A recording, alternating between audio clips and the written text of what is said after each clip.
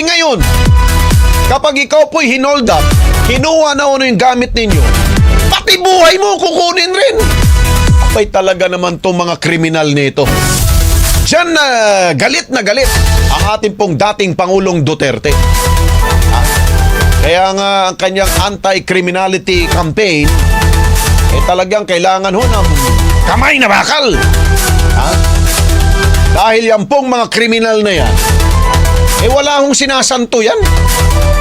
Basta't matupad ang kanila pong kagustuhan, kahit na buhay mo, kanila pong kukunin. Yan ang masaklap. Ito pong masaklap na pangyayari sa ating pong bayan.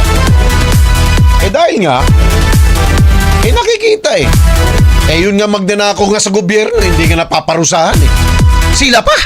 O, di ba? Kaya ang tapang-tapang ng mga kriminal natin dito sa ating bansa. Kung yung mga kawatan nga natin dito nakabarong, naka-Amerikana, hindi nga napaparusahan, how much more sila? Di ba? Yan yung pong katotohanan na nagdudumilat po sa atin. Kaya lahat natatakot ngayon. Hindi mo alam sa paligid mo katabi mo na pala si Taning. May bahid na ng si Taning. Dahil nga anytime pwedeng may gagawin sa yung masama. Kaya anong panlaban ng ating pong mga mamayan? Wala. Talagang you have to surrender yourself. Kung ayaw mo masaktan, ibigay mo ang kagustuhan nila. Pero nangyari, binigay mo na, sasaktan ka pa.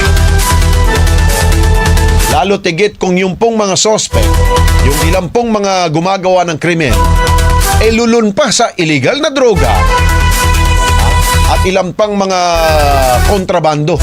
Diba? Kaya namimiso natin yung pagiging takot. Ngayon, parang di na takot yata ang mga kriminal ngayon Dahil nga, papetiks-petiks po ang ating gobyerno ngayon. Hindi tulad noon na nakaranas tayo na lahat ng kriminal ay nakatago sa lungga. Dahil alam nila na seryoso po ang nakalipas na administrasyon. Kapag meron kang ginawang masama, hindi ka makakalabas sa kinalulunggaan mo. Magtago ka man. Meron akong alam na may nagsabing gano'n, no?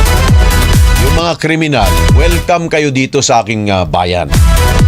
Pero kapag gumawa kayo ng masama, sisiguruduhin ko kayo sa inyo na hindi kayo makakalabas ng buhay. Di ba?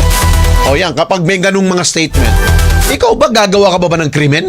Hindi na. Matatakot ka. Dahil ang batas ang maghahanap sa'yo.